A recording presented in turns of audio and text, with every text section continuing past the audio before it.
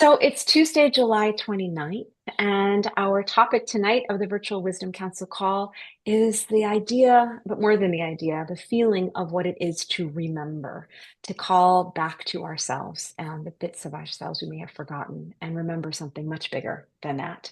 But before we get started with tonight's teaching and meditation, I just want to let you know about a couple of dates that we have coming up on the calendar. There are still a couple of slots left for the Peru trip that begins September 19th and I believe runs through the 30th. There's information about that at the website, sacredcenter.net. The best thing probably to do is check it out and reach out to Eleonora as soon as you can if that's something that's been calling your name. But closer to home, both in Warwick and online, if you're joining us from far away, is the next Sacred Center class. The Summer Chill class is happening August 9th and 10th. That's open to everybody who has studied with Eleonora previously, whether they're in a seasonal class or taken an intro. Or the new way that we're doing this is inviting people to get started with Eleonora with having really a one-on-one session, really experiencing the work, getting a copy of the book and the cards and starting to work with those. So if you can possibly make it that weekend of August 9th, either again online or in the Hudson Valley, go over to the website, check it out, send Eleanor a message, or you can just go ahead and book your intro. You book your intro online and send Eleanor an email to connect. If you have any questions, it's easy, just this quick reply to the email you would have gotten with the reminder about the Zoom calls tonight. So without further ado, I think we'll dive right in. No, thanks. And one other thing is the classes are like a hybrid class. So if you live far away, it's Zoom, we do the Zoom and in person together. And somehow, by some miracle, it works. With a little help from Supik. um, yeah, it's just been incredible couple of months, right? It seems like we haven't been around together for a couple of months. It's nowadays every day seems pretty new and different and a lot coming in. And what I thought we would talk about, because, one of the things that always, not stress, but boggled my mind was how to meditate. Just even that makes me stressed out. It's like how to meditate. Well, meditate means you quiet the mind and you still the mind, but is there a way to do it? If there's a way to do it, is it really your mind being quiet, or are you still wondering how to do it? The how to do it and really being present and surrendering to the moment, I think, is up for all of us, not individually, but collectively. And the classes are kind of like, these calls rather, sort of grew into, I think, a collective, like we get things individually, but through being together collectively rather than we, separately get something, and then this is feeling a little bit different. So, one of the things that provoked me, from doing like a call with this focus is I was in Peru. When was I in Peru? In June. And I saw on my email, one of my old students said, or acquaintances said, I hope you're getting everything you went for. And it sort of just hit me a little bit. And I thought, well, did I come here for anything? No. I went because I was bringing my cousins there, and I was also having Chumpies made, but I didn't go there trying to receive anything. And then I thought about it, and quite honestly, like, I've been to Peru. I guess I started in 1996, going every year up until now, at least once a year, if not twice a year. And I would say the first 5 or 6 years, I had no, when people asked me where I went, I really didn't remember anything. I remembered nothing. And it wasn't by choice, but the whole energy of being there and the mountains and the ley lines and the people and the keto and being on a horse, never before on a horse at like 15,000 feet, not breathing, and like the horse on the edge of a mountain. And like, it was all just like, the only thing I remember now doing is being present and really trusting that I was not going to die, probably. And I'd end up getting somewhere somehow. And I mean, really, it's a little bit embarrassing, but I went to these very famous, temples, and like didn't remember what they were called, where they were. I was just really in it, in it, in it, in it. And I think looking back on it, that's what I'm going to try to, express here using the Chumpies, because I think we're up for this now, this challenge. I call it a challenge, but when, one of the trips too, and I'm sure you have a mountain like this close to you, or you've been to a mountain like this where you're in front of this mountain and it takes your breath away. I remember being there with my daughter in front of this mountain, and she just started to weep. And I said, "What's up? What's wrong?" And she said, I don't know, Ma. This is just it's like powerful, just powerful, the presence of the mountain. And so that feeling of presence is something that I wanted to really focus on today, and have a meditation like with sound and whatnot to really see if we can bypass the clutter in our mind, the how to, the what if, did I do it right? What does this mean? All of that stuff, and just surrender into remembering. That word also, remembering, is very important to me because it's sort of like dismember yourself, dismember your mind, what you made up for yourself. Every day we make it all up. And so what you make up, dismember it, have the opportunity to feel safe enough, free enough, open enough, scared enough, intimidated enough, terrified enough to just be in the moment, just be in the moment. And what happens is this unwinding and this remembering of, there's a lot of talk about and a lot of work that people do about with the Akashic records, going back be in your past lives. It's just a redistribution of your ego, um, remembering the soul, the spirit that, with all its heart, because it wasn't entrapped, it wasn't embodied yet, was free to really feel the passion and the heart of the creator, and in all of our healing, I know everybody's here who's done a lot of healing work with themselves. The main goal is to really get deeper and deeper and deeper into the heart, through the emotional heart, through the mental heart, and really to the real raw light and warmth and love that the creator, whatever you want to call it, the source, that little river that you find that like connects you to the heart of hearts, and from there, all things can be healed and softened.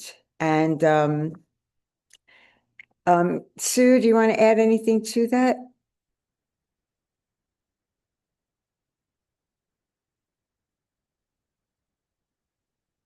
Yeah, I just wrote a few notes here. Identity. It's hard to Yeah. admit, but our identity really is like we made it up. That's like so shocking, So I wanted to say like that, I'm listening to what you're saying, and that, as time has rolled on, I've been aware of not just being present, but if I can use the word merge, like merging with the present as opposed to being an observer of the present.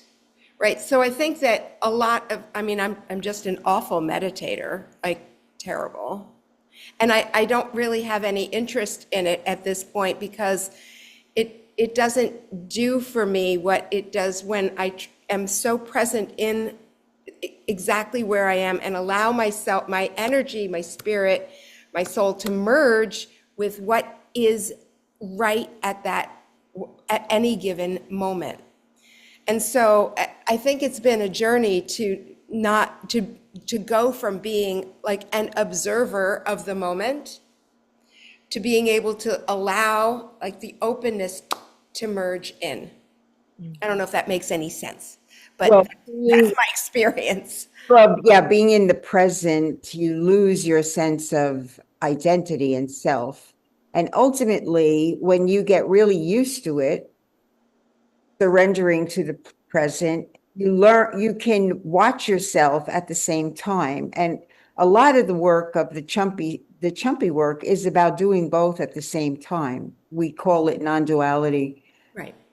It's kind of like we're in it and we're also watching ourselves think and wonder and recycle our brain. And this came up and with three, and what about that? And but it's encased in the moment. And a lot of the Chumpy work is about really practicing or falling in. I like to say you fall into the moment, and at the same time, the ego is didn't disappear. The ego's there at the same time. That's the non-duality of evolution that we're trying to accomplish with all these calls and with the classes. Does that make sense, Marisa? It does. Absolutely. Absolutely. And kind of picking up from the other point you were making around the idea of the mountains, that's what really was speaking to me out of what you were saying. And, knowing that you've taught for so long that the idea of the Chumpies themselves are representation of the mountains. And you think of it as that sense of if you can't go to the mountain, part of your work and part of the work of the Chumpies is to bring the mountains to us, to those who are seeking healing, to those who are learning from you. And I know that's always been really powerful for me because I myself haven't been to Peru. I get called to a different part of the world.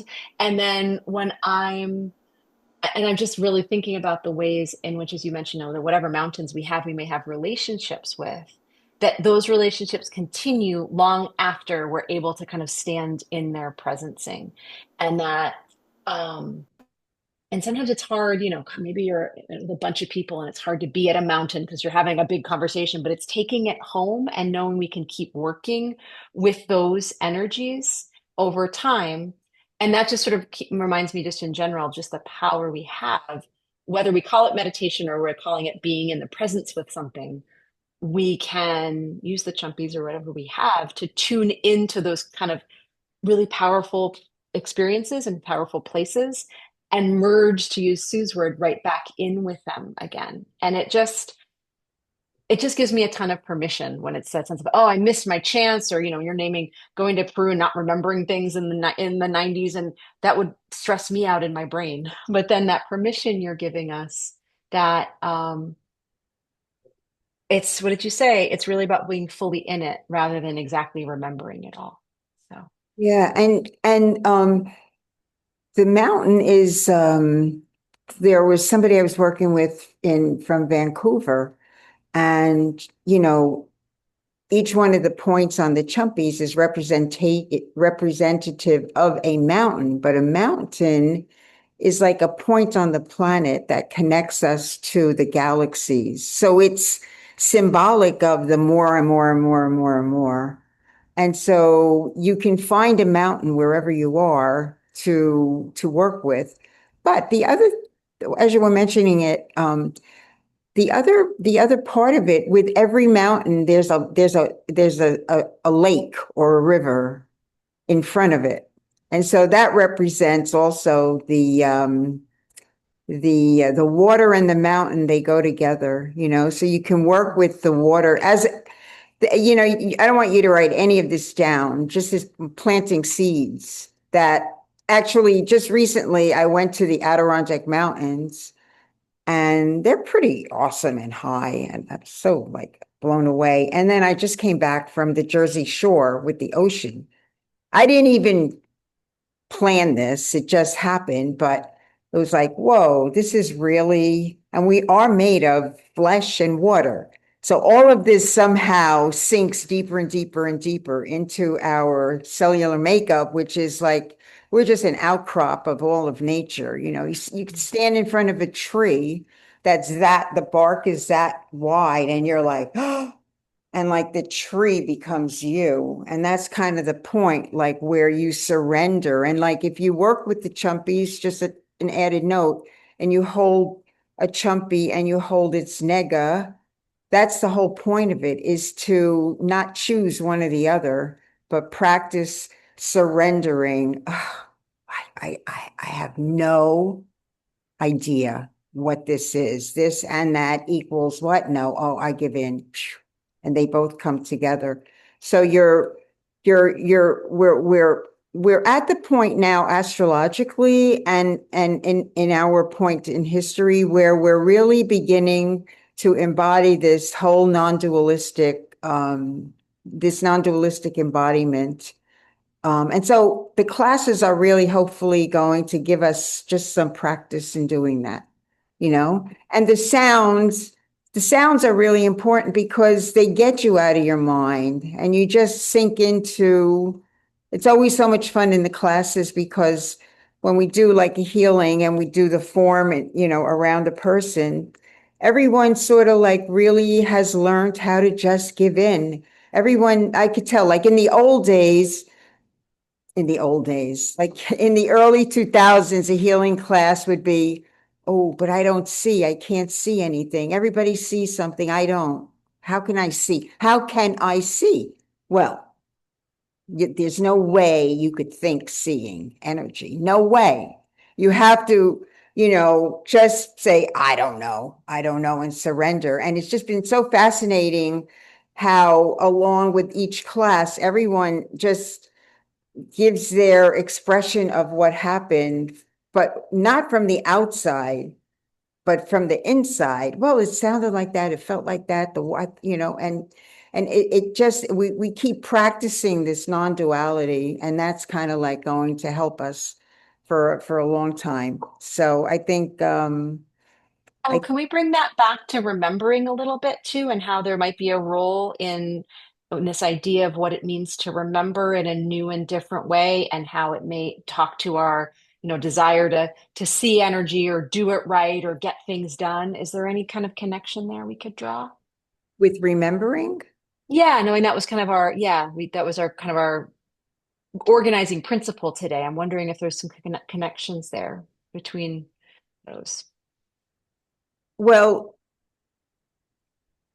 I think what happens when you surrender to opposing forces or different tastes of forces, there's nothing that can define it. You don't have any parameters. So the expression of that comes really from something deep within, something that you remember from the minute you took your first breath, like I felt this somewhere way back in my history. So it really helps you not remember in a karmic way, like when even in Akashic record kind of thing, and people will say like, yeah, I was a this then and a that. That's very, very linear. I felt like that. I felt like trapped. I felt like suffocate. I felt, is very different of a remembering.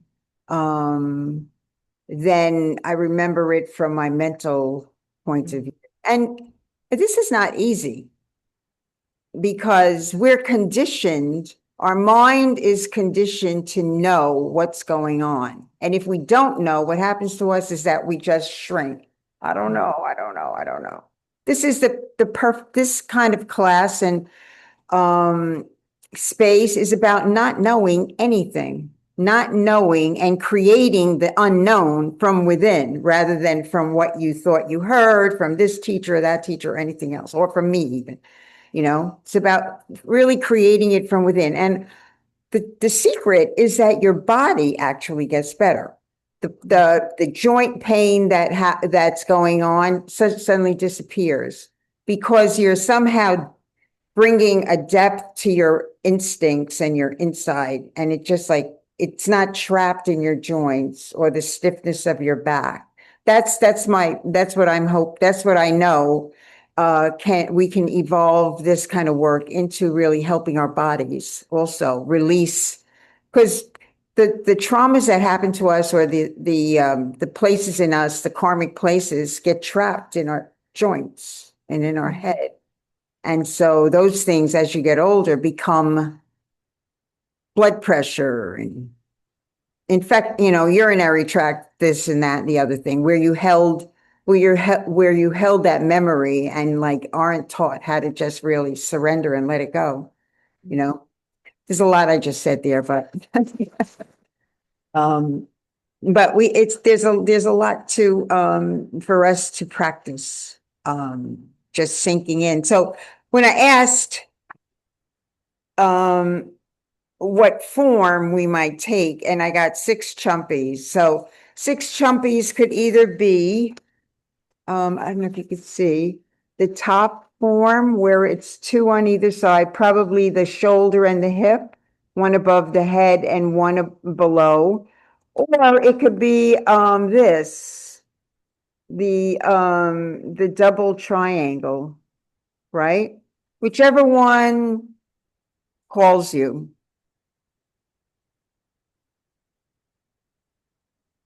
They both have a different feel to it. And then, as usual, like, you can add them up or not, but just pick another stone. If you add them up, that's fine, but then you could just pick another stone to put on your heart. I like to always ground us from the heart, like that's our center. Um, does, is that, is that clear? Presuming folks have done this before, but just in case, we'll do a quick kind of rundown of what we're meaning here, whether they've got chumpy stones, whether they've got the cards, whether they've got crystals that you're using to stand in. Are you just advising everyone just kind of picks them just intuitively, which stones to work with right Yeah, now? I think so, yeah. And if you Okay. don't have the cards, fine. If you just checking in, and just pick any kind of stones you have around the house. If you have no stones, just relax. Perfect. But you probably have something around. If you have nothing, like no stones or anything, you might have something that is meaningful that you could put on your heart. And um and I usually do like like the sounds will mean this and that, but I didn't really get a strong intuition or any, like any kind of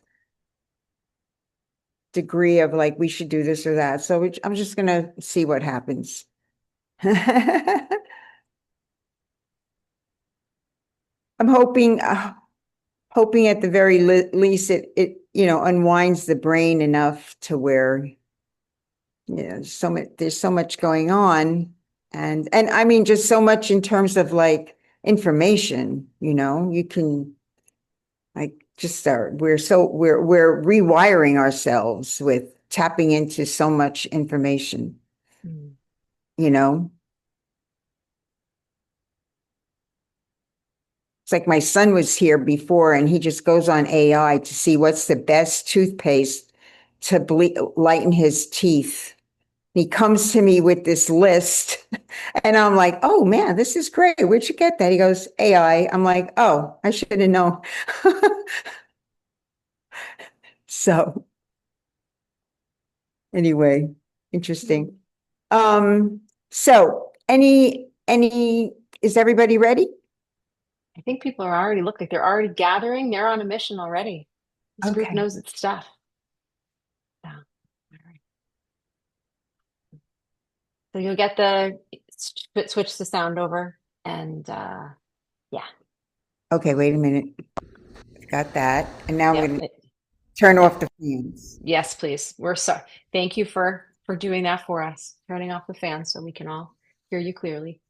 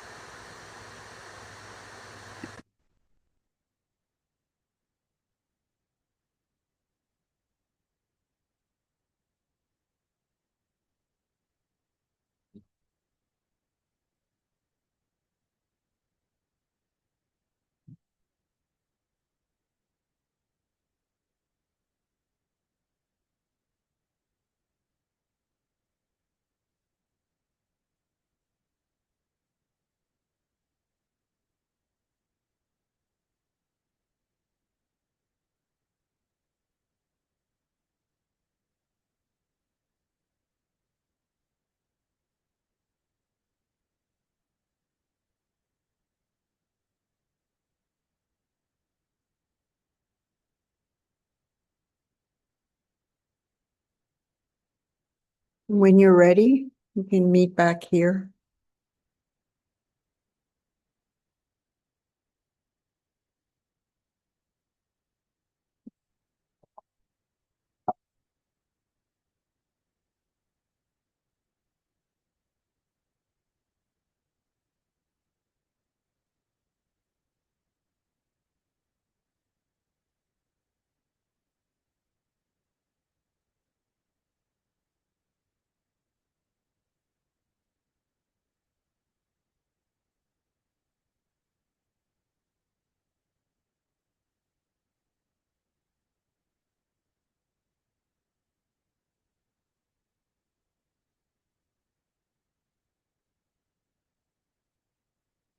I felt a real gentleness to tonight.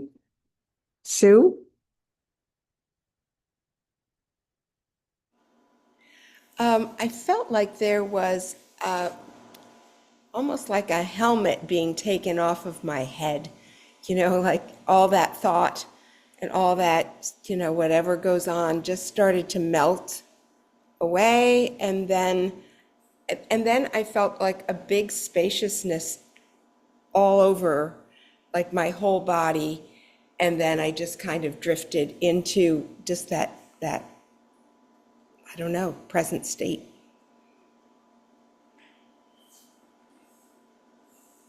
Marisa? It was interesting. I had decided to use the hexagon shape, but I was so aware of the two triangles working on me and in me. Like I could really feel, especially the triangle facing downward, which I kind of is that idea of rooting in and grounding. And I really felt held by that particular triangle. Um, and I was really at the same time, then maybe it's that sense of also being rooted into the stars because I was very, very aware of this, of like visions of the Milky Way and really kind of having that sense of, the mountains that seem to go touch the stars. So it really sort of had that, of the heavens and of the earth kind of coming together. And I haven't given myself time to just sit and settle in a long time. So it was just a very powerful opportunity to do so. So Thank thank you you. for saying that though, because the tops of the mountains are like, you know, like points that connect us to, to the vastness of the universe. And um I want to just encourage everyone. I want to just stay kind of quiet in the energy here. It was a little bit different. It was, I felt like there was lots of interesting energies moving around and working with us. And so I'd like to just not talk and just have that sort of download, into us. And as usual, maybe just like sit in the form. Does anybody record this? Oh, we record this. Oh, We do. oh, that's good. It'll go out tomorrow. Can get back into it. This is, I believe, the first meditation of another chapter. So I'm excited. And I would, if you have um, any kind of observations or little words or ideas or feelings that you experience, just shoot me over a text or an email so I could kind of take note myself and create a little diary of this day and forward. So just want to thank everybody for being here. And yeah, let's rock on. Thanks for this. Okay, you're welcome. Thank you so Thank you, much. everybody. Good seeing everyone. Thank you for the people that are here from, well, Hani from Brazil and someone else is from Minnesota. Oh, and Virginia. Thanks. Thank you. Thank you so much. It was beautiful. Thank you. Yes, I We'll appreciate see it you all for this always. call again sometime in the fall, probably September. And Okay. Okay. yeah, All Good. right. Good night, everybody. Bye. Thank you. Good Bye. bye, night. everybody. Bye bye.